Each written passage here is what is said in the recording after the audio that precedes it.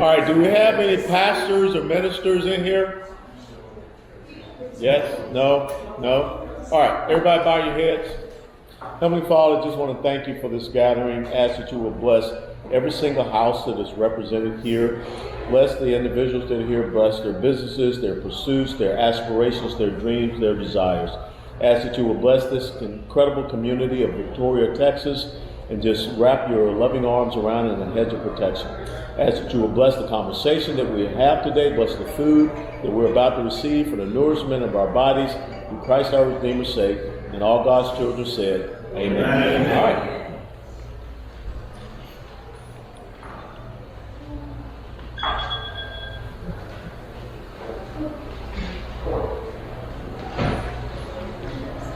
All right, guys, we're ready to order? Yes. All right. Should we start? No, I know. I took a shower. I mean, it made me feel bad. I mean, man, you got to stay off the road. Good to see you.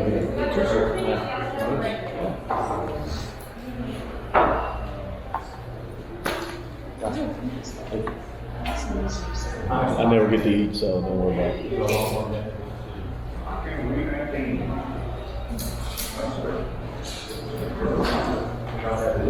Colonel, since your motorcycle accident, how do you feel? You're okay? Yeah, I mean, I've lost some range of motion in my shoulder because I completely destroyed my right shoulder. The rotator cuff was torn, the socket bone was fractured, and the joint was destabilized. So they took bone out of my bicep to rebuild the socket bone. They put screws in there to hold the shoulder joint back in. But back, been doing push-ups, crunches, running, everything. You made it. I'm done, yeah. And, really and truthfully, what I went through, no one survives. And so I'm very fortunate, very blessed to be alive. Yes, sir. Yeah. You got a motorcycle wreck 2 years ago? No, 1 year. May of last year, Memorial Day last year, 75 miles an hour on the interstate, got hit from behind. So oh yeah. 70 miles an hour. 75. 75. Oh yeah. Oh yeah. Yeah.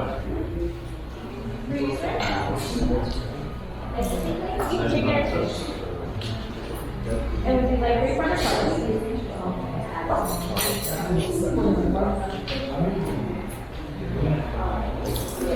Nothing for me because I never get to eat because I got to talk. Okay, yes, sir. All right, for you now?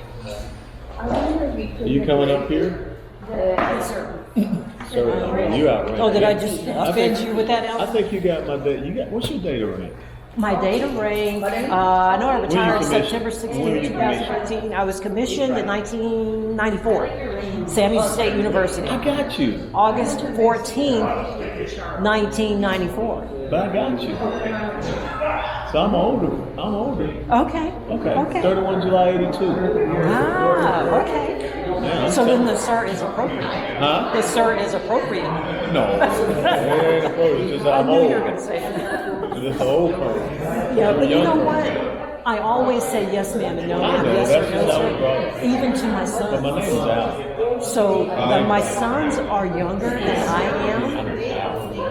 Got it, and I will refer to you as Alan. But what's interesting is by grooming them, and people would see me out in the public saying, "Sir, to 5-year-old," and I would explain that. How else are they really going to learn? They So gotta now it's learn just respect. it's in me. You gotta learn respect. Exactly. Yeah. It's a great way to teach it. Absolutely. So I'm following kind of your pace with this, unless you want to do or say something. Well, Okay, excellent. So he does that, right? Yes, we've established. That's what I heard. I'll do push-ups later.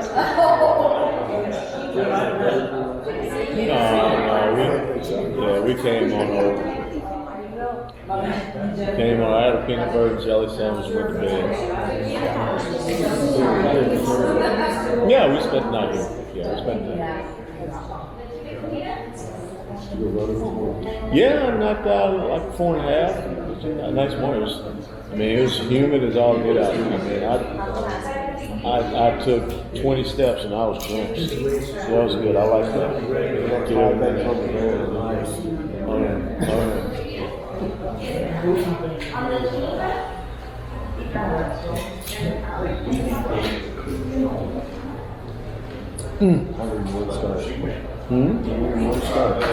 That's it. Yeah. I, in the military, I told Posey, Warrant Officer 3, went to my counterpart from North Korea and talked to him. Oh, you'd be in trouble. Said, Juan, we're going to probably invade you. Don't you think I would be in Leavenworth right now? But you got a different chain of command up there right now, so it doesn't matter anymore. All right, everybody got their order in? Yes? No? Everybody's order taken? Good? Well, we'll get started and we'll get a lot done and get a lot accomplished before the food gets here. And so what I wanted to do is just take time to introduce myself, some new faces here that I hadn't seen before, and talk about this whole endeavor about running for governor and my vision for Texas and how it's a little bit different from where we are right now, and then open it up to you all to ask questions, because I'm sure there's a lot of things that are on your mind. First and foremost, so that everyone knows, I am a retired Lieutenant Colonel from the United States Army. I served 22 years active duty service. My last duty assignment was here at Fort Hood, Texas. I was born and raised in Atlanta, Georgia, and if any of you all have ever been to the neighborhood where Dr. King was born and raised and where he preached, that's my neighborhood. I went to the University of Tennessee. I got my commission in the United States Army 31 July 1982, and like I said, took off on a 22-year career in the military, 13 different countries, 3 different combat zones.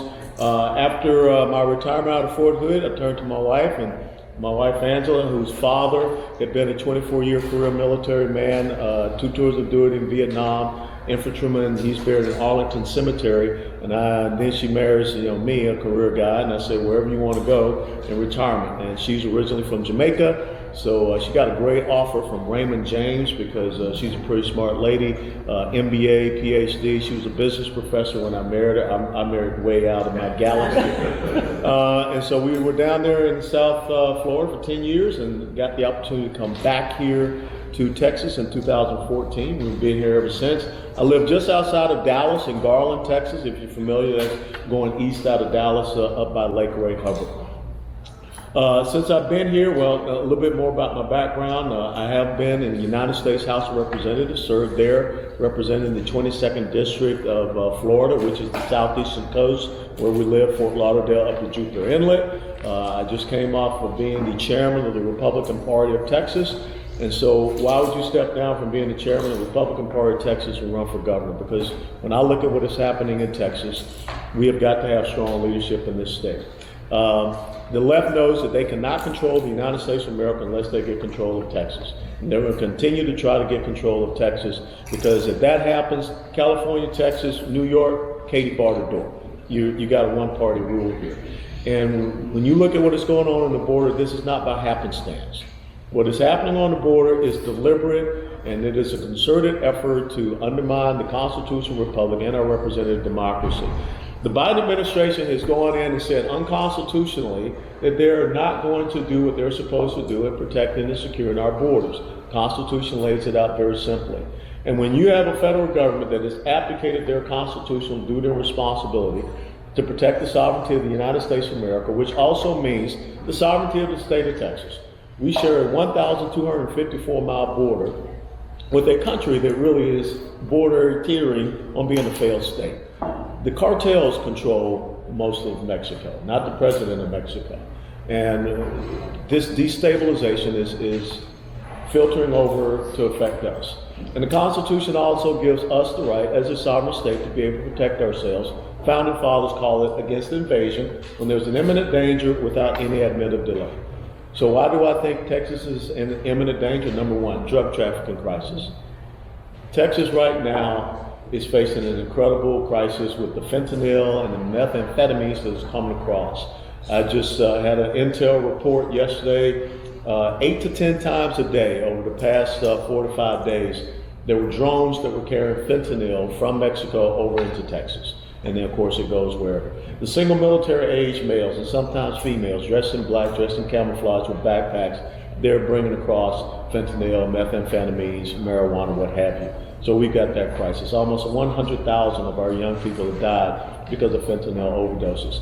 Texas also is suffering from being either the #1 or #2 state on any given day for human and sex trafficking, especially sex trafficking.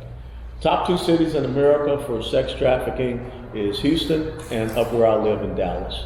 And that is all related right back to what is happening coming across that border. And then the last thing, of course, is the public health crisis that we are facing with the COVID.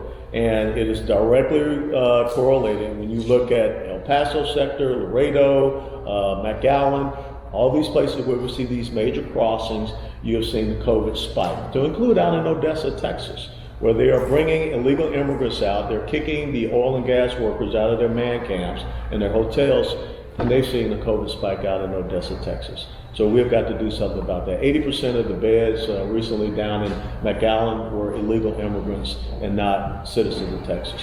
So those are the 4 critical things. Now, how do we secure our border? What do we do what is right? For whatever reason, we have 26,000 members of the Texas National Guard, to include the ground component and the air component.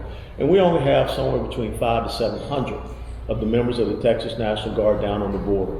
They're not doing what you would think a military person would do. They're basically doing observation. They're just reporting people that are coming across, and then those people are policed up, they're collected, put on buses, they're processed, and then they're dispersed throughout the state of Texas or the United States of America. That's why you see all these tour buses that are out there on I-10, I-20, I-30, I-35, I-45. They're those the illegal immigrants. You all just had an incident not too far away from you all here on Highway 77 yesterday, where the Haitians that were on a Customs and Border Patrol bus actually attacked the Border Patrol agents on the bus to try to get off the bus and go off onto their merry way. It just happened on Highway 77. So these are some of the issues. We should not allow people to leave what is called a border control zone so that they can be dispersed. So I want to put our National Guard down there to give them the right mission, task, purpose, rules of engagement, to be a deterrent against people coming into the state of Texas illegally. You cannot have a deterrent when you're just saying you can come in and get your feet here and then we process you. The Customs and Border Patrol agents are being told not to do any patrolling, they just do processing. What does processing mean?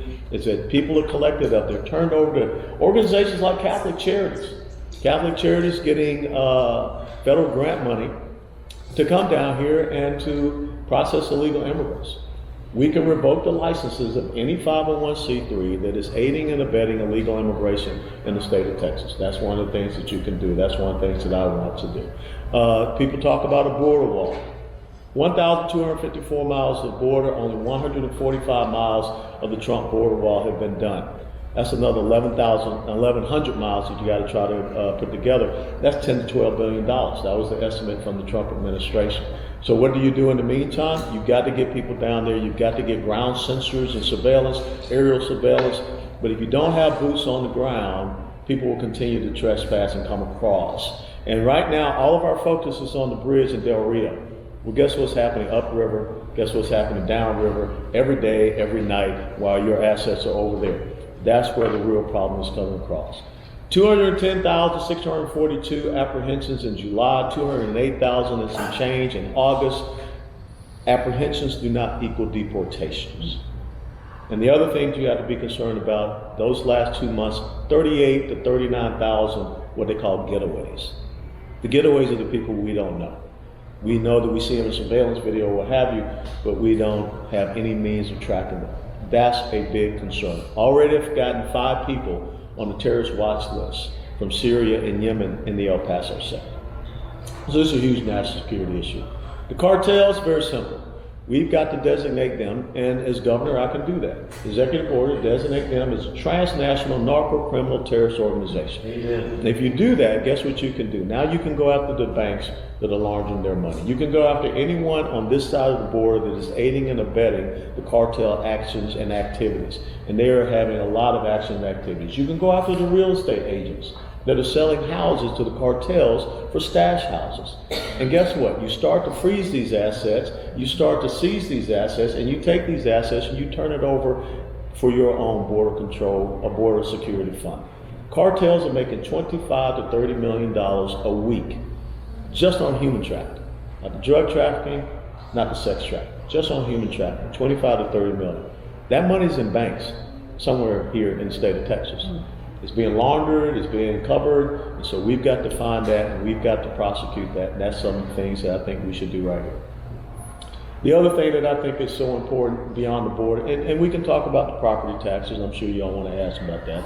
Critical race theory, we can talk about the electric grid and what happened in February.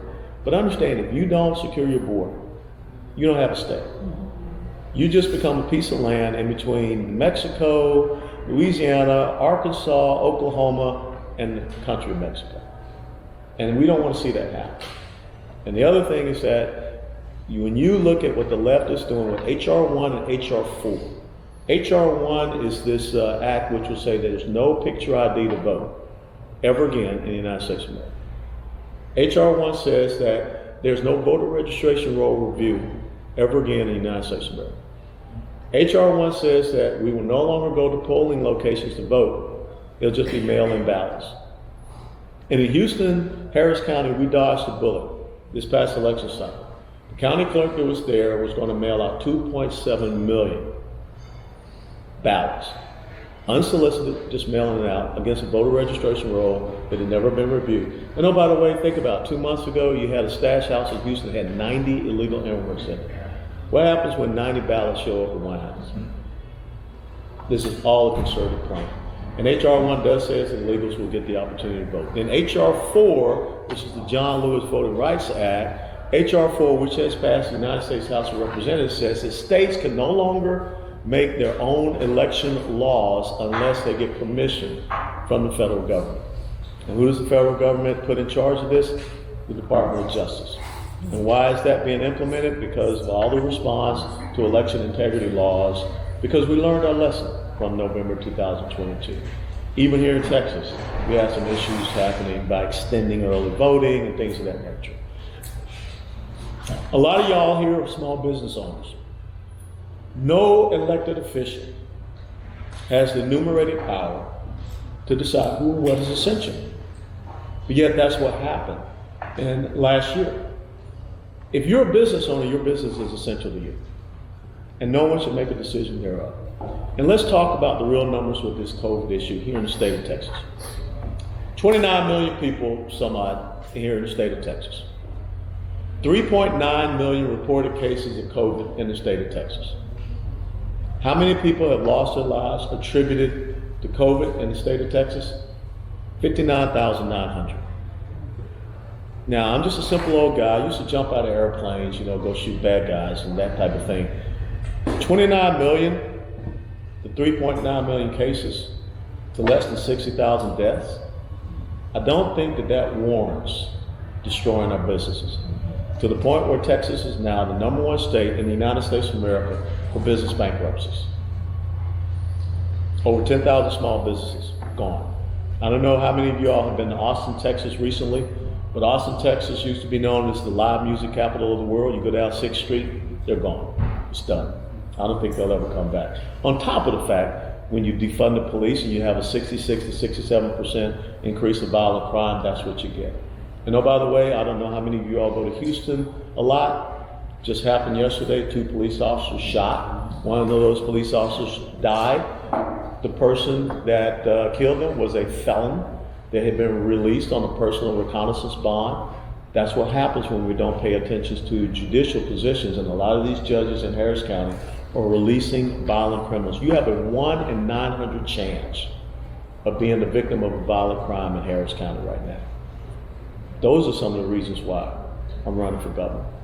And the last most important thing, I would have never thought that I would live in the United States of America where someone gets to determine what you can or can't do with your own body. This is really important. If you cannot control your own body, then what do you have control over? And so we need to have a governor that stands up against these edicts and mandates and orders and decrees, all these unconstitutional things that have been pushed down on our states that are taking away our sovereignty and our authority to be able to govern effectively and to take care of you. I got a dear friend of mine who just happened to be someone that I served with in the United States Army. He's a disabled veteran. He was shot in combat, not standing too far away from me. Lives up in Rosenberg. He now has to make the decision about, does he get to keep his job or does he take a shot? And guess where he works? He works for the Veterans Administration System. A guy who took a bullet for his country now is being told that if you don't take a shot, you don't have a job.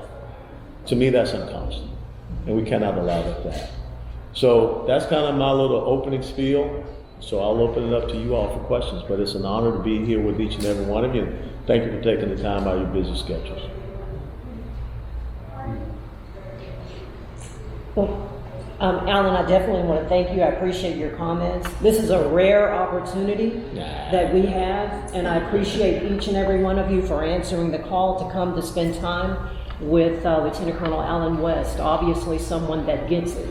And so what I'd like to do, I don't want to stop the momentum, but I would like to have everyone give a brief introduction. And like Alan said, when you're ready to make comment after the introductions, please feel free to do so. So I guess we could start with you, sir. Joe, I work at the Colonel's campaign. Excellent. I'm David, I'm helping with the video. I'm Ann Boyd, I'm a substitute teacher. County County building material, building and lumber, building material dealers. Okay. Kind of something like that. Home construction. Brett Sharon Boda, equipment leadership. Radio sheriff. Retired. Bill Posey, school teacher. Chairman? Chairman of the party. Missed that one. Barbara Brazil, kind of pushy broad. Parties Mohettash, I'm an architect, but right now I'm not working. My husband is working. Okay. Vanessa Hicks Calloway, now I work for the Texas Veterans Commission, and up front I will have to take my leave in just a couple of moments, but again, Vanessa Hicks Calloway. Paul Yamrick, Lavaca County, and listened to Lieutenant Colonel last night, very much appreciated, at our Republican Women's gathering. While I had this forum real quick, I'd like to compliment you again on bringing up school choice. Of all the legislative priorities that we decided to have, that was my goal to keep on, and it just doesn't get enough attention. So I'd like to talk to the teachers about it, but with this COVID that's happened, there's a lot of people picking school choice to teach at home or pod educating. A lot of things, a lot of opportunities. We see what's going on with CRT. We need more CT, being critical thinking at the school level, teaching our kids. So with that, I'm Tina Williams, and I run Keith Williams Insurance. I'm an accountant, as a controller when I came out. Keith Williams, we have an insurance agency here in Victoria. I'm Dale Zook, I'm a revenue Republican. I'm proud of the Republican Party. The reason I'm here, I visited with Allen West a few months ago, and I asked him an important question. Because he represented, at that time, us Republicans as being chair. I said, does our governor return your phone calls? He said, no, he's never returned my phone call. And if he doesn't return the phone call of our elected chair of our Republican Party that we stayed up till midnight and later to elect, he doesn't care enough about us as Republicans and us as Texans. And he doesn't care about the state of Texas. Because we did watch this governor shut our churches down, shut our businesses down, and only when he decided he wanted to run again for president does he decide he wanted to run again for our country's greatest state of Texas. That's why I'm here, because I believe in Allen West. And I'm going to work my bums to the ground to make sure that he carries it forward. All right. Emmett Alvarez, I'm a publisher of Lives newspaper. I help him on. He helps me Cool. But I tell everyone, there's no getting around it. Probably the only conservative Democrat left in the state. Well, Henry Cuellar is still around. Okay. So, yeah, Henry Cuellar is still around. Good, I hope he's supported. Yeah, thank you. Thanks. My name's Mike, and I also work over this campaign. So we have two former U.S. Navy SEALs here in this gathering. Mike is one and Bill is another. A few years in between. I'm not a SEAL, I'm just an old artillery guy. Former law enforcement, former Dead Road Correction Officer in Texas, former U.S. Army artillery guy. I just have a question, Carl. I was going to Corpus Christi, and we saw a dormant facility where the Customs and Border Patrol used to pull you over and just do the check, you know, are you a citizen? And I told my wife, I said, how many children are being trafficked past this now because of Biden's comment? And this is not national, this is state, this is something the state can do. And I'm thinking, there's so many former law enforcement, corrections, retired military, there's so many of us out here that are just chomping at the bit, give us a mission, you know? I'll work for minimum wage to make sure that there's no children coming to that checkpoint, that are going to end up in some stash house in Houston and be sex trafficked, you know? I don't know what penal code is, I didn't do my research, I apologize, but I guarantee there's something in the penal code there in the state of Texas that says we have the authority, not an immigration issue, to stop and check, and hey, where are you going with this load? You know, what's in this load? Is it fentanyl? Coming from China, from Mexico? You know, we're out here, we're doing this, Sure. It's being done, and the current governor's like doing the damn thing, you know? That's my question, what can we do? Sure, absolutely. We'll start there. And I'm also a former artillery guy too. So, what we can do is we can look at, you know, some people call it the Texas militia, but what I think is we need to empower our local sheriffs to be able to go out and deputize individuals, and we need to resource them because right now they're stretched incredibly thin.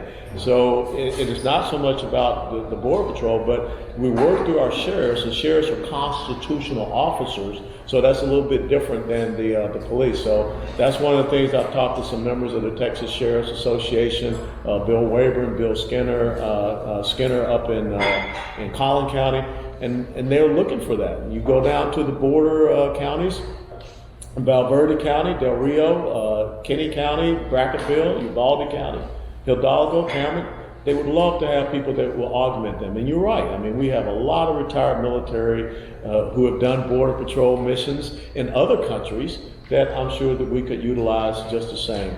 So that's one of the things I'd like to do is to deputize people to augment our sheriff's forces. Yes, Bill? Something I don't understand, Colonel, you're much more knowledgeable because you've been in Washington. Why are the Republicans, I mean, we got a full invasion going on. We got a disaster in Afghanistan. I mean, things that have never happened to the United States before. Bad things, evil things. And why are the establishment Republicans just kind of wringing their hands? Oh my God. Stand up, be manly. Take a stand by the grace of God. Make a little noise. The Democrats can do it, but nobody from our side gets excited. What's with that? Well, you have to ask them, because I do get excited about, you know, things of that nature. But I think that there are so many people that have had this go along, get along mentality, appease, acquiesce, negotiate, compromise, bipartisanship. But one of the things that I think we have to come to understand is when you look at, and this is not so much Republican or Democrat anymore, it is really about the relationship you see between the individual and the institution of government. And there are some people that believe that the institution of government is supreme over the individual. And that's what progressivism is: socialism, Marxism, communism, statism. And that has nothing to do with an R&D. It's just, again, how do you see that relationship?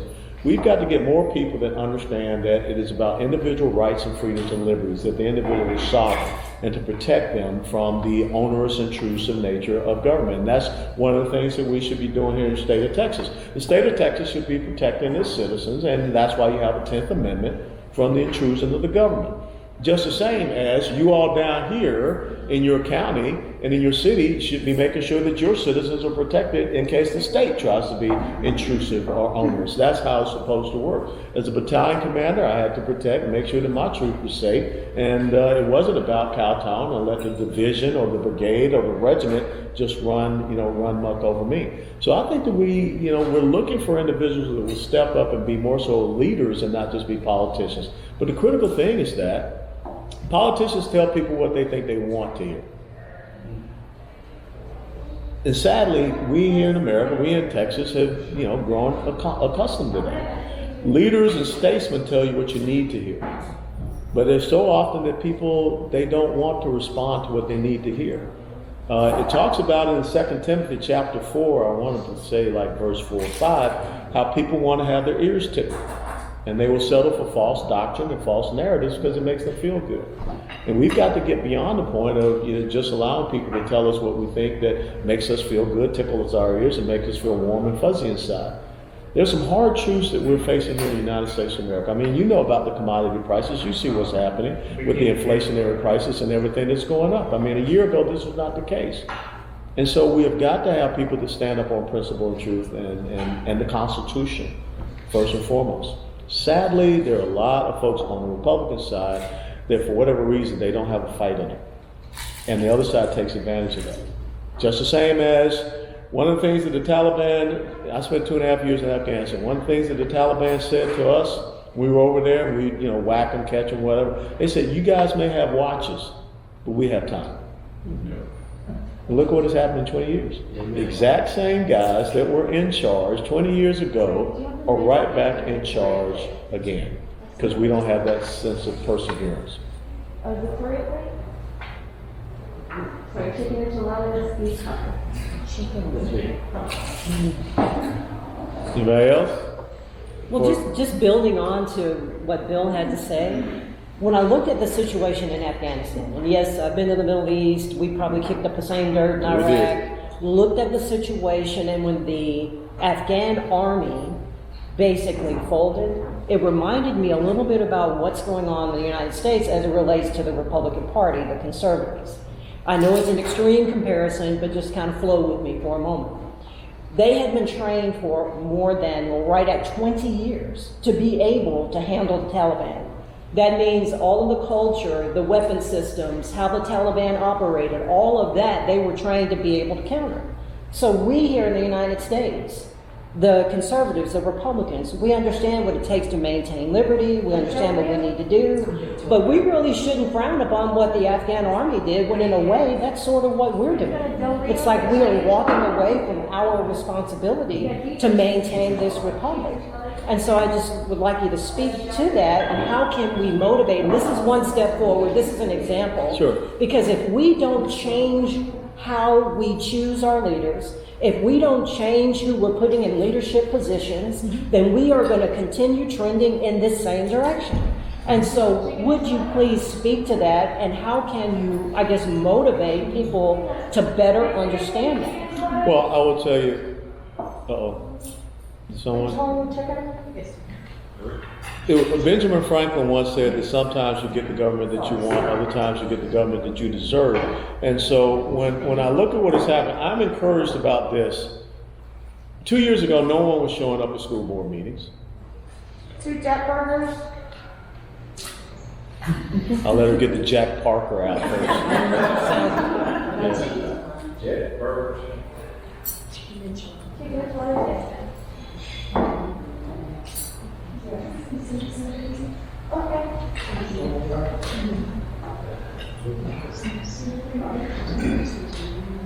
Last person standing. Let's see.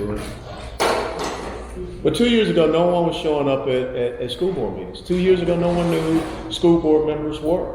But now all of a sudden, when people are threatening your children and saying that we will indoctrinate your children, now people are starting to pay attention to it. So I think that there are tripwires out there that certain people will come to see and understand that I got to get engaged, I got to get involved. And when I look at what is happening in Texas, coming back again, when folks are sitting down and they're seeing, every single day, these hundreds of thousands of people coming across the border, when they're looking at the fact that, this past February, you live in a state that is the most energy-rich state, maybe in the United States, but maybe in the world, and how all of a sudden did the lights go out? How all of a sudden did Texas look like North Korea at night?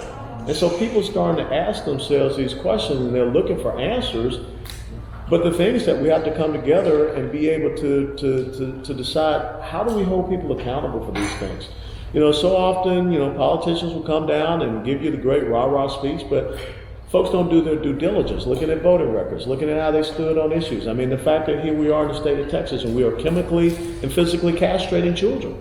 We're giving children hormonal therapies and puberty blockers, and we couldn't even get legislation passed to stop that in a state like Texas. So that's where people are starting to ask questions. Or school choice, which I think is one of the civil rights issues of this generation. If you are not allowing kids to get a good quality education, then all the other bad things happen from that. And so we need you all to get engaged and get involved. The Greek philosopher Plato once said that one of the penalties for refusing to participate in politics is that you will be governed by your inferiors.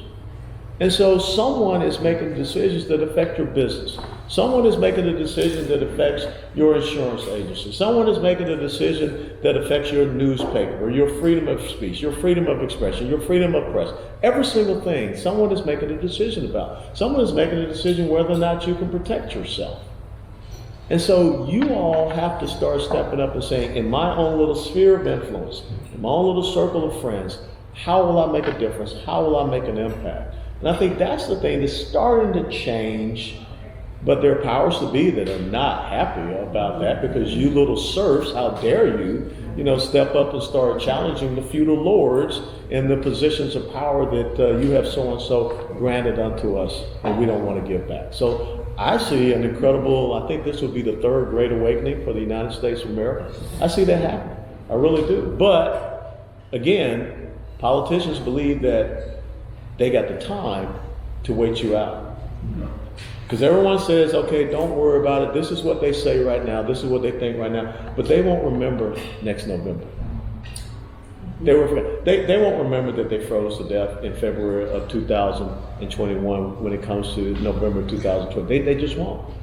Don't worry about the gasoline prices. They'll become used to it, and they won't think about when gasoline prices used to be low, or commodity prices, or grocery stores, and things of that nature. Have y'all seen some of the pictures in Del Rio? The grocery stores in Del Rio? Empty shelves. United States of America, empty shelves. This is not East Germany, okay? Empty shelves in the United States of America. Alan, I'm so glad you're here today and stuff. I thought you were here for the food. Oh. I think one of the things that has overwhelmed me, and I remember a year ago that you made that statement about concentrate on your local government and going after that. And a lot in this room, Bill and Emmett and Dale over here and others have really honed in on our school board where we have problems and things like that. But something that keeps overriding with me and a lot of people, I hear that kind of depressing drum going on, is that we know they fixed the presidential election. We know that those type of things happen. We know that those type of things happened. Yeah. And it's overwhelming to believe I live in this great land, and they can come in and they can steal a presidential election. So my thought is, well, they can steal a governor's race. They can steal a whatever they want to. But it still comes back to the local level. The real thing that happened in November 2020, there were 5 states that had Republican legislative control. Battleground states: Georgia, Pennsylvania, Michigan, Wisconsin, and Arizona. And in those 5 states, there were unconstitutional things that were done that affected the elections. What unconstitutional things? No signature verification on these mail-in ballots in Georgia. They went into a consent decree with Stacey Abrams. Well, why would you go into a consent decree with a person that has no political power or anything whatsoever? In these other states, Pennsylvania, Michigan, Wisconsin, what have you, had governors, you had judges that changed the election law. Now, if I remember civics, the only people that can change law, amend law, is the legislative branch, but that's what was allowed to happen. Same thing out in Arizona, where you had a Republican legislature and a Republican governor. So I think, again, it comes back to what you were saying, Bill, is how do we allow that to happen, especially when you understand that Eric Holder wrote an article in April the 14th of 2020 in Time magazine that talked about universal mail-in ballots. The title of the article was How Coronavirus Should Permanently Change Elections in America. And so what they did was the Rahm Emanuel tactic of never let a good crisis go to waste. And they figured out, how do we take this in? That's why they continue to try to perpetuate it. You know, it's going to go on. It's the Delta variant, and it's going to be the Gamma variant. It's going to be the Zulu variant. It's going to be the Victor variant. It's going to be every kind of variant, because they got to continue to keep it alive, to continue to keep you in this state of fear. And so what needs to happen is that we just need to make sure that we're doing the right thing, especially down to the local level. The counties are the ones that pick the machines. The counties are the ones that pick the processes. And based upon who controls the county commission, that's who controls the election judges and election administrators and what have you. The counties are the ones that have the right to go in and do voter registration roll review. So when was the last time you had a voter registration roll review done here in Victoria County? That's what you got to ask yourself. And go to your county commissioners. Go to whoever is your county clerk or supervisor of elections, whichever one you call them, and ask them, when was the time that we looked at our voter registration roll? Because when you have hundreds of thousands of people that are coming into this state illegally, you know, maybe not staying here or transiting through, but you still need to have that consistent, continuous voter registration roll review. That's responsible. That's accountability, so that you can believe that you have fair and honest elections. So, anyone else? How do you feel about the gun law? How do I feel about the gun law? If you look at my hip, you will see that that's what I have. Now, I was a former board member of the National Rifle Association, Patriot Life member, and I supported constitutional carry. Constitutional carry has been around in many other states for quite some time. Bernie Sanders in the state of Vermont had constitutional carry. So what does constitutional carry really mean? Constitutional carry means that if you are a legal, law-abiding citizen in the United States of America, and you go to purchase a firearm, you have to pass what is called a 4473 background check. If you pass a 4473 background check, which goes through the system, then that is your weapon. That is your weapon to carry. Because the Constitution says in the Second Amendment that you have the right to keep and bear arms, and it shall not be infringed. Now, if you want to go out and get a concealed carry license, you still have the option and the right to do that. But what a concealed carry license means is that you have reciprocity if you want to carry your weapon outside of the state of Texas.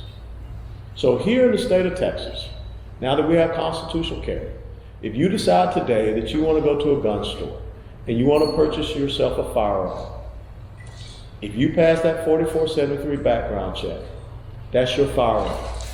You now can legally carry it. You can carry it openly, you can carry it concealed, but it's your firearm to carry. If you want to continue on and get a concealed weapons license so that you have that reciprocity, that's your choice. But this is what I would advise you to do. Before you purchase that weapon, if you have never owned a firearm before, get some training on it.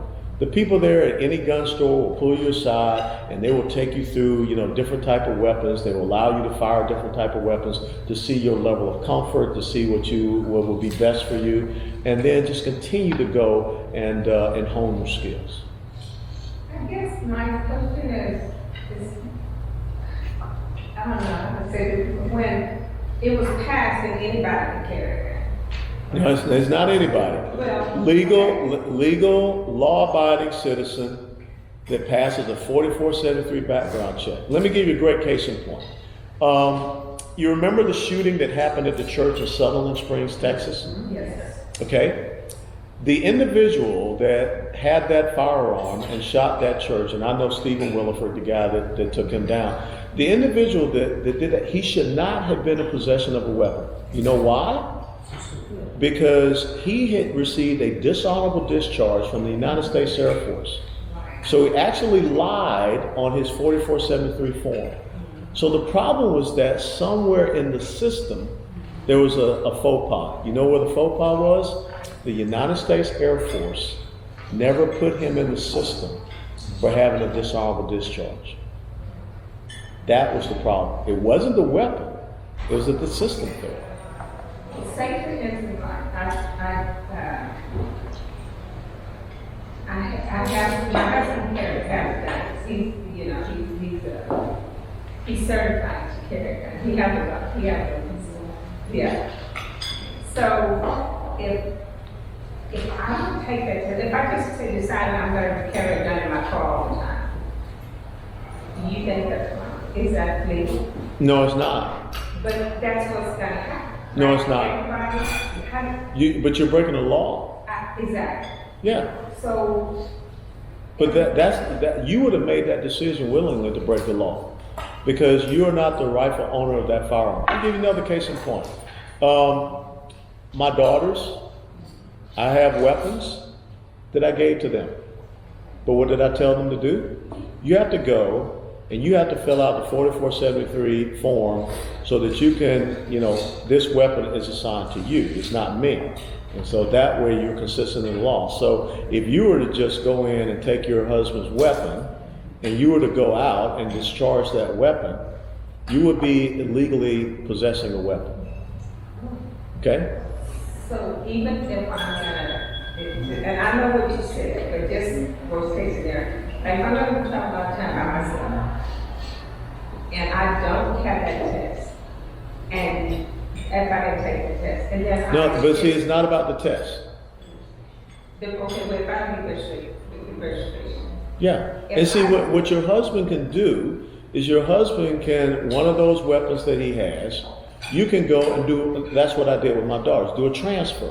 Right. And therefore, if that's a weapon that you're going to carry when you're out of town, now it's been transferred under your name, and so you're a legal carrier of that weapon. Okay, and that's the only one that I can. Yeah, now let's look at it this way. If someone were to break into your house, and you decide to go and get a weapon to shoot, you're good. Why? Because they've broken into your house, and you're defending yourself. But if you are willfully going out with a weapon that you do not have the right of possession of, now you're illegally in possession of that weapon. Okay? It makes sense. Thank you. Too easy. Yes, sir. A couple of questions. Because we have constitutional amendments coming up in November. Yeah. But I would hope there would be thought consideration given to a constitutional amendment that would not allow our legislatures to leave the state. Well, it's not just a constitutional amendment. That was something that they could have taken care of in one of these special sessions to prevent the busting of quorums. But for whatever reason, they didn't do it. Look, the governor came on TV and he was beating his chest about arresting people when they came back. Nobody's been arrested. And all of these individuals who had committee chair positions that went to D.C., they still have committee chair positions. As a matter of fact, one of those state representatives, Michelle Blakely, I believe, Michelle Blakely from Carrollton, Texas, her per diem money, okay, understand that they get $211 per day. And they continue to get that $211 per day while they were even gone. Instead of giving it back to the Texas taxpayers, what this representative did was she took that $10,000 some odd dollars and gave it to Planned Parenthood. Texas taxpayer dollars, per diem dollars. And there's nothing that's happened to them. So they could have changed that law themselves within the legislature to say that to have a quorum, it can be just a simple majority, not the simple majority of the majority party, not the 2/3 that they have. Now, if I were governor and 57 some odd Democrats or whomever had decided they were going to be AWOL, and I think y'all know what AWOL means from the military. If you're going to decide to be AWOL, it's very simple. You call a press conference and you say there are 57 vacated seats in the Texas State House. Because you're supposed to be here, this is your place of duty, You're supposed to be responsible as far as this representative democracy. You're not here, so you've abdicated that title. And so therefore your pay is getting cut, the pay of your staffs is cut, is done, and your offices are being cleared out. And we're going to have special elections for people that want to be representatives of the people of the state of Texas. That's how you solve that. I hope you can take that agenda forward. Property tax. Sure. And I think the last time we had significant property tax reform was when Governor Perry appointed John Sharp. Who was the other guy? They did, whatever, turn some stones. This is appraisal values and what's happening to us in the local areas. No, absolutely right. And so here are the 2 points to the property tax. First of all, property tax system that we have in Texas is the 6th highest in the United States of America. And the other thing is that I don't know how many people here have ever read the Communist Manifesto by Karl Marx, but it is based upon the principles of Karl Marx. It is a progressive tax system, which is one of his principles, and one of his other principles was to end private property rights. So here in the state of Texas, you can pay off your land, you can pay off your mortgage, you never own your home. To me, that's incredible. So first thing we do, we want to provide immediate tax relief for our citizens. Texas says that, these budget cycles, when they come up with these surpluses, right now they say $7 billion surplus. 80 to 90% of that surplus, we need to codify it in the law, should always go toward paying down the maintenance and operations fund of the independent school districts. That's the part that the state does. That's 60% of your property tax. So we can start allocating those budget surpluses against the M&O funds of the ISDs to give you that property tax relief. And that should be codified into law. The other thing we need to do is we need to go through the state budget and find all of the fraud, all the waste, all the repetitive, duplicative, redundant agencies and programs out there and start cutting it. And therefore also, that goes against property tax relief. We have a Sunset Advisory Commission that every other year, opposite the legislative session, they meet to review all these different agencies and programs. But they never implement any of the recommendations of the Sunset Advisory Commission. And so what I want to do is go back 15 to 20 years and look at all these recommendations and say, okay, we're going to implement those recommendations. Because the great thing is that in January 2023, I get to give a State of the State address. I get to present a budget. And my budget will reflect those recommendations from the Sunset Advisory Commission. And then we're going to talk about property tax relief, and we're going to have real property tax relief. But the real true thing that we got to do, we've got to transition away from the property tax system that we have to a different type of tax system. And I always tell people, prior to 1917 in the United States of America, how did we do taxation? Before we created the income tax in 1917, how did we do taxation in America? It was consumption-based. And today we call that a fair tax.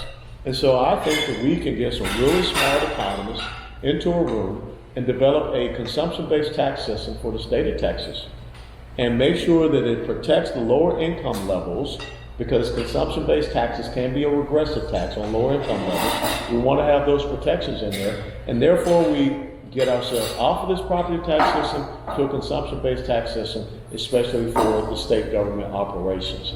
Now that is something that will have to be voted on, it'll have to be passed, and then that becomes a constitutional amendment, because we have to get that in the Texas State Constitution that we will be going to a fair tax system. But we can start that process in the 88th legislative session. Follow up on that. Would the cities also be allowed to do? You guys got to deal with the cities yourself. Your local government, you got to deal with yourself. As a matter of fact, if you look at what just happened in Allen, Texas elected 3 conservatives to their city council, and guess what? They're not having any property tax increases in Allen, Texas. So all I could do is deal with the state portion of it, which is 60%, the M&O to the ISDs. The other thing that we need to do, and this kind of comes back to the grid issue, is we got to stop subsidizing an unreliable energy source in the state of Texas. And how do we subsidize wind and solar? It is through our independent school districts. Section 312 and Section 313. We need to revoke Section 312 and 313. Because we cannot continue to allow this unfair system of subsidizing this unreliable source. That is what happened on Valentine's Day of this past year, when an ERCOT operator is sitting there looking at the board and understand that we have given wind and solar 23 to 25% of our energy distribution system. They can't handle it. And so what happened on that day? The ERCOT operator sits up there and looks, and it goes from 23% down to 3%. And then they go into the panic mode. And then they try to say, okay, where can we back? Then the natural gas plants aren't ready to fire up because they haven't done any winterization, they haven't done any upgrades or anything like that. And so what's the result? Texas froze. And if you read the reports, they will tell you that 4 hours away from the complete decimation of the Texas energy grid. Now, we knew that this storm was coming 10 days out. Now, how do we get into the point where Texas goes and looks like North Korea? You know, if I'm in the military, if I'm in Iraq, if I'm in Afghanistan, if I'm on the battlefield, and I know that the enemy is preparing for an attack in 10 days, and I know where the enemy is coming, I would be absolutely stupid to wait until the day before the enemy comes to decide, oh, I got a problem. You're supposed to sit down and look at, you know, your plans. You're supposed to rehearse those plans, backup plans, all of these things. We didn't do that here. So we have got to do a lot of work with our energy grid to make sure. I think ERCOT, which, you know, we got 85 to 90% of Texas on our own grid, we should divide it up in regions. ERCOT region 1, 2, 3, 4, 5, whatever.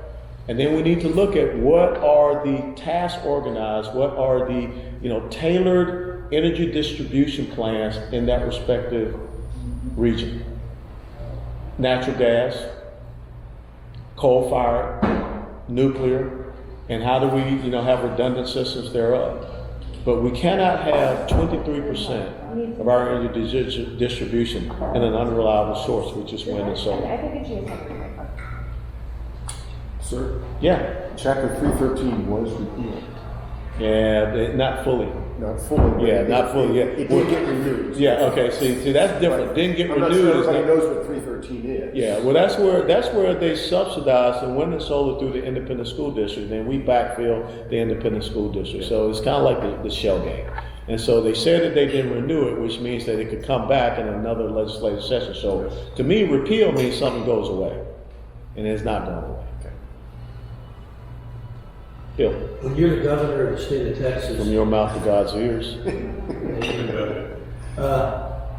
how are you going to handle the situation at the border with this terrible situation they had with these poor people underneath this bridge, and the horsemen are having to back drive those folks that are trying to infiltrate the state? Well, if I were governor, there would not be tens of thousands of people under the bridge in Del Rio, because they will know that you're not going to come into the state of Texas illegally. Ronald Reagan talked about peace through strength. And so if you show that you have a deterrent, if you show and you stand up to the federal government and say, if you're not willing to do your job, which the Constitution says, then we're going to do that job, and we're going to tell the folks across the river, you don't get to come into the state. You can go to Arizona, and you can go to California, you can go, but you're not going to come across the border in Texas. It's just not right. Look, we are facing a 21-year high. Last year, these numbers that I just talked about, 210,000, it was 19,000 crossings in a month. So this is a pure reflection of a change in policy that has now said the border is wide open. So the DHS secretary can come up here, he can give a speech down there saying, we're telling you to stay at home and not do it. Don't tell us, tell them. And that's not what's happening. They're talking and saying one thing, but the policies say completely something else.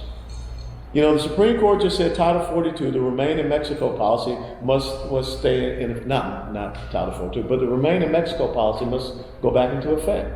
They completely dismissed it. So they don't care what the court says. They're doing whatever they want to do. And so if you're governor, you say no. That never happens on my watch.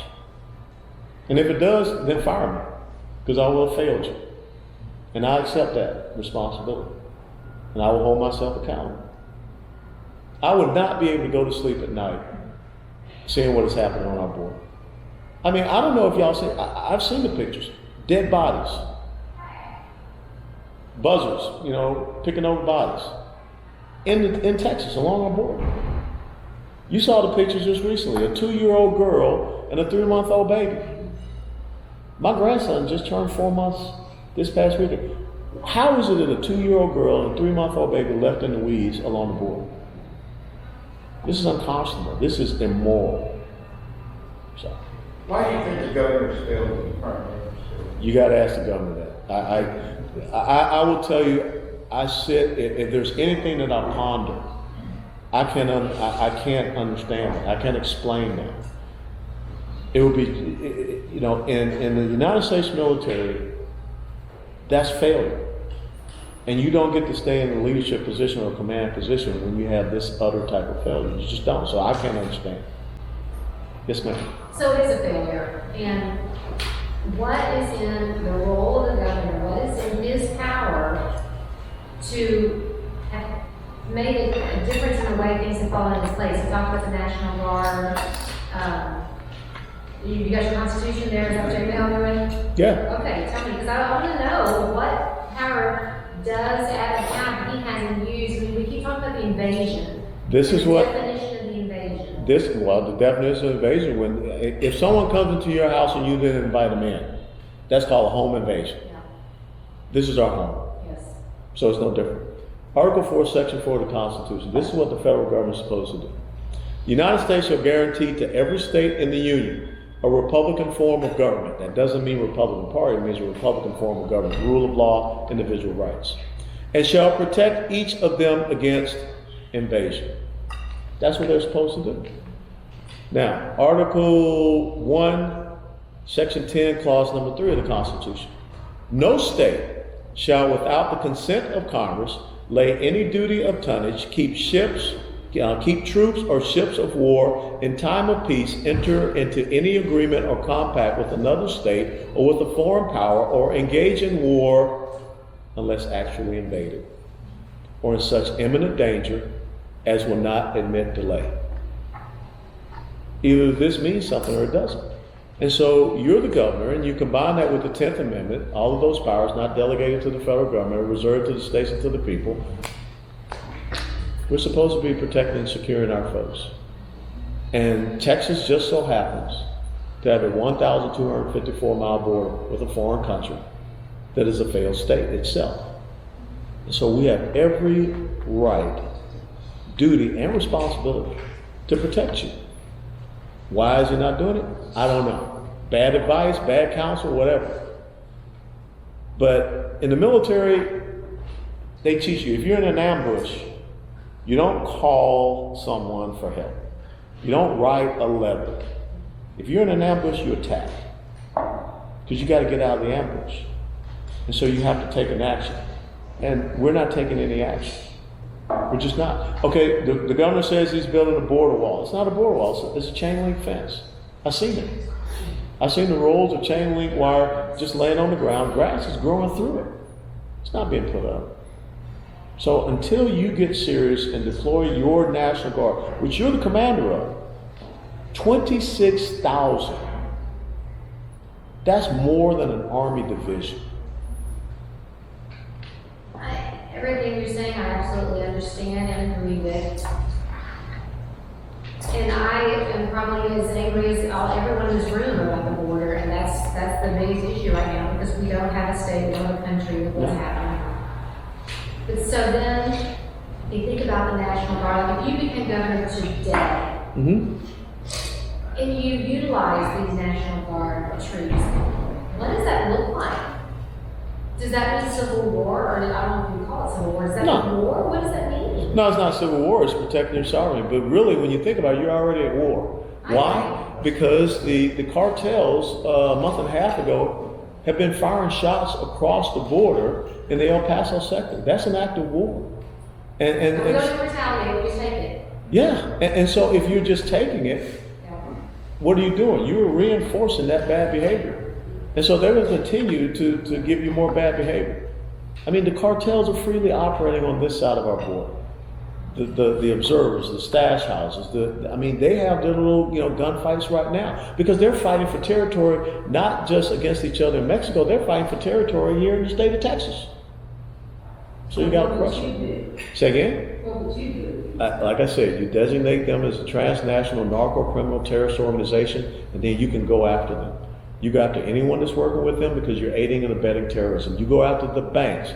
Cartels have money in banks here in the state of Texas, and you freeze those assets, you seize those assets. If you're the president of a bank and you got cartel money in your bank, guess what? I'm coming after you.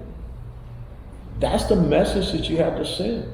You have to make them a pariah. But right now we're not doing that. And so what does it look like? You put the National Guard down there. It was done during the Perry administration. It was about 1,000 to 2,000. And they put them down there as a deterrent force.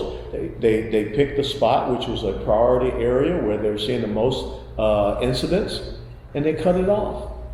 They stopped the infiltration coming across. See, in the world, there are some people that only understand two things: strength and might. Right now, the Islamic terrorists, they think we're a pushover. And the cartels, they think we're a pushover. So how long will it be before the Islamic terrorists that control Afghanistan, ISIS, Al-Qaeda, Haqqani network, figure out how to get into Mexico with the cartels, anyone that gives them money, and then they start coming across the border here. Clock's ticking. And that is my big concern. You just said that from Yemen, they just passed through the terrorist. You had 5 from Syria and Yemen. 5 that were on the terrorist watch list. And they already figured that. Yeah, and the other thing is that now you're talking about a whole bunch of refugees from Afghanistan, not the special immigration visa, but just a whole bunch of refugees from Afghanistan that you're talking about putting here in the state of Texas. Well, guess what? We've been there, we've done that before. We did it in Somalia.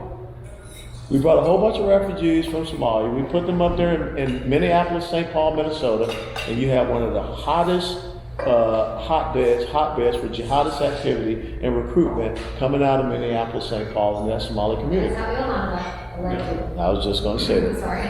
No, you're a woman. You always finish my sentences. I'm very well versed in that. Don't worry. Yeah, I think that's one of those things that Eve learned, you know. So, but that's what you have. And so it's just a matter of time. And we already have a jihadist situation here in the state of Texas. On August the 29th, where I live in Garland, Texas, a young man by the name of Imran Ali Rashid called for a Lyft driver. The Lyft driver's name was Isabella Lewis. Isabella Lewis was shot and killed by Ali Rashid. Ali Rashid had been under FBI investigation for connection to Islamic terrorism. After he shot and killed her, he took her car, he drove it over to the Plano, Texas police station and opened fire in the Plano, Texas police station. He was fatally shot. But they went back to his home and they found a letter, the FBI found a letter that he wrote, and he said that he was inspired, his actions were inspired by foreign Islamic terrorism. And what was going on about that time? August the 29th? Afghanistan. And the Taliban was back in the power. And how many of y'all heard the story about Isabella Lewis and Imran Ali Rashid? It's already happening. See? And we know people pay attention. That's my point. Yeah. But the media is corrupt too, so you don't. The media is corrupt, but still, you would think that if you have an Islamic jihadist attack in Garland, Texas, and you go to a police station in Plano, Texas, and you shoot up a police station, they can't not report that. But the thing is that it was suppressed. But the thing that is even worse, did you hear the governor mention that?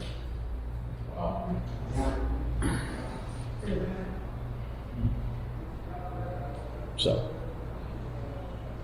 I appreciate y'all coming out. I appreciate y'all considering me to be your next governor. The bottom line is that I just think that the difference between who Governor Abbott is and what Allen West is, I'm not a litigator.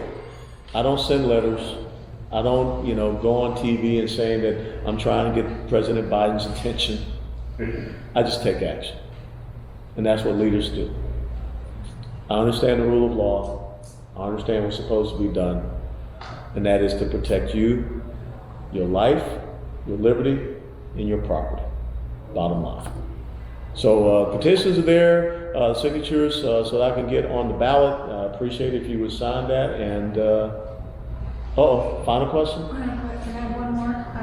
When you were the head of the Republican Party, did you ever try to have a meeting with Governor Abbott, or did Governor Abbott ever approach you? Governor Abbott actively worked against me becoming the chairman, and he was not going to have a meeting with me. So,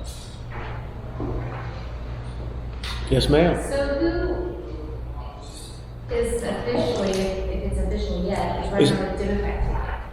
It's not official yet, and it's really not official for anyone. The filing deadline does not open up until the first week of December. So there's a lot of people that can say they're running, but it's all about the filing deadline. But right now, the only person that seems that they're going to step up to the plate is Robert Francis O'Rourke, which, I mean, I'd love to be on the debate stage with that guy. I mean, that would just be, you know, like Dairy Queen, peanut butter parfait. I mean, so. And I know you're trying to wrap up. No. How do you think these Haitians made it real? Well, you know, how is any of these people making it to our border? There is a movement afoot. It's a globalist movement, whatever you want to call it. But I was down there in Del Rio, and I saw these folks. These folks don't look like they've been walking for thousands of miles. They're not like they're healthy. They're not emaciated. They got brand new tennis shoes and you know clothing and everything. Someone's funding this, and someone's funding this because this is about undermining this country. What do you think? Well, there are several people. There's George Soros and many others that are happy to write checks for this stuff. But this is not like I said. This is not coincidental. But why can't we find out? It seems like that. Oh, you can follow the money. I mean, you got lawyers that are going on the other side to Mexico, and they're teaching and coaching these people what to say. And, you know, you're an asylum seeker, blah, blah, blah. And you know, if you have people that are doing that, you should, you know, tell them your citizenship is revoked, or you arrest them for aiding and abetting illegal immigration. Did they fly over or, you know, vote?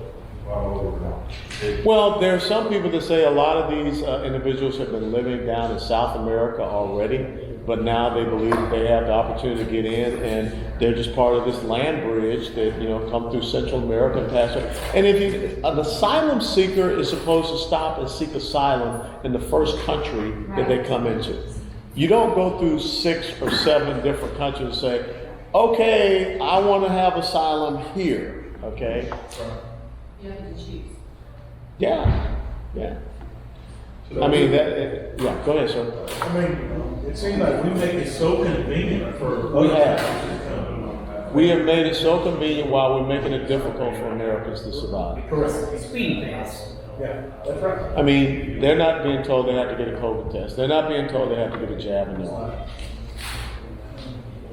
We're starting to circulate a petition. All candidates that go on the ballot actually can either write a check or submit X number of signatures depending on the position that they seek. The candidate for governor needs to have 5,000.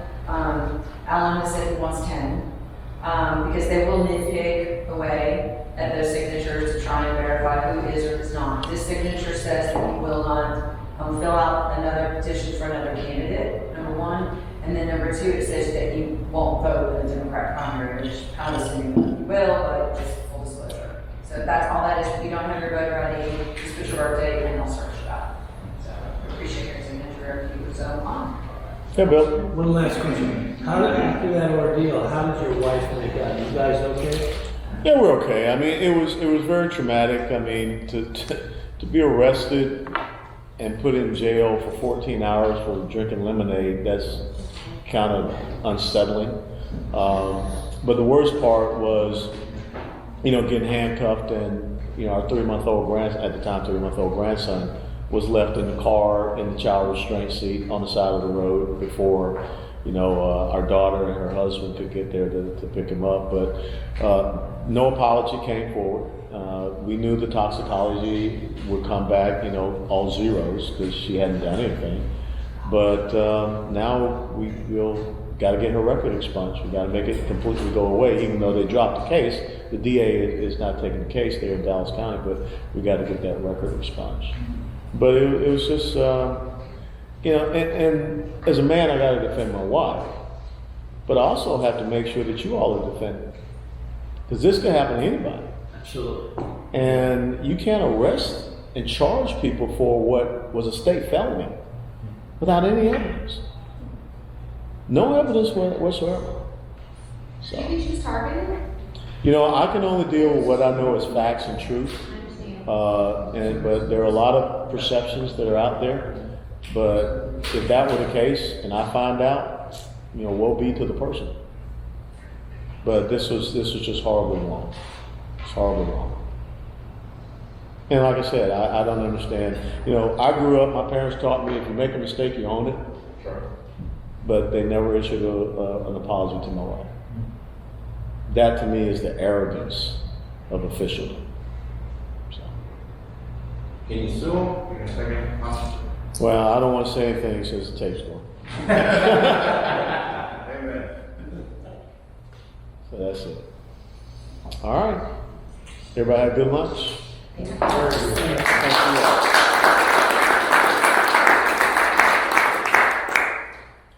Hey, this is what I always say.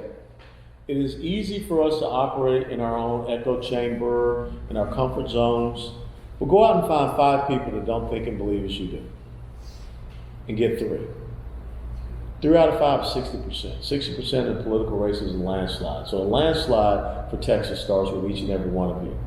And there are people that know things aren't right. And many of them are not as engaged and informed as you are.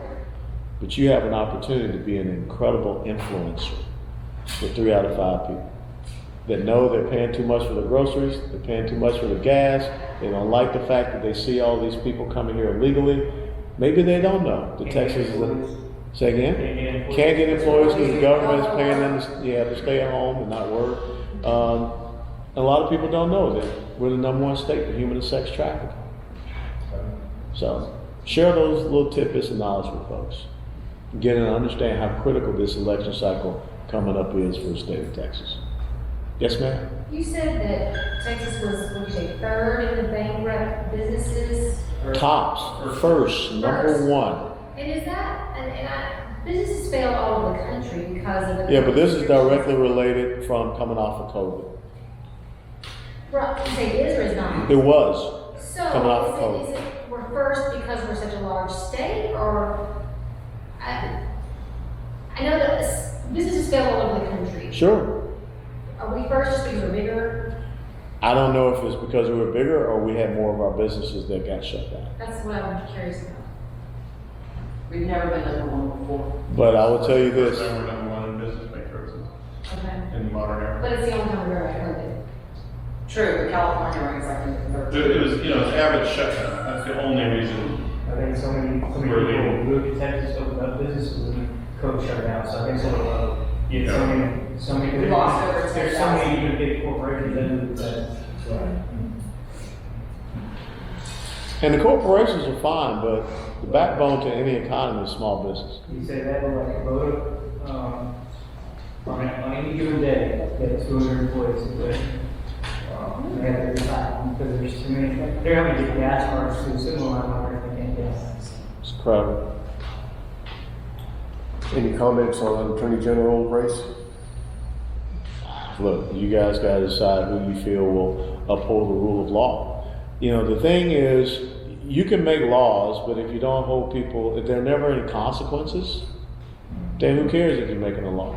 And so we have got to make sure that we have someone that holds people accountable and there are consequences and ramifications. Like I said, when you have all these judges over there, I mean, right now we should find out who's the judge that let that felon go in Houston, that shot those 2 police officers, murdered one of them. And, you know, you're an accessory to murder. I mean, there's no reason why a person with his length of a rap sheet should have been let out on a personal reconnaissance bond. Just, I don't get it. Same thing happened about 3 weeks ago. It was a domestic issue. And this judge let this person, the guy out twice. And he shot his ex-wife. You know, and it was the same judge. See, there you go. You know? So, And I never understand how these judges have so much power that they can tell a government or file something against the government. I mean, I don't get me wrong, I'm not a civics major or anything like that, but I always thought the governor had a little more power than that. well, they do. In the Texas State Constitution, the governor and the Speaker of the House can start impeachment proceedings against these state judges. But again, they're not. And you guys say, why not? I mean, if you have a judge that consistently is releasing violent felons onto the street, endangering people, and you can see the direct results of that, then why is he still a judge? But we don't. Thank you. As they say in Looney Tunes, that's all, folks. What's your next stop? Gotta go to McAllen now. Oh. McAllen, Harlingen, Pleasanton, and then Thursday night I finally get home. My home team, Grace.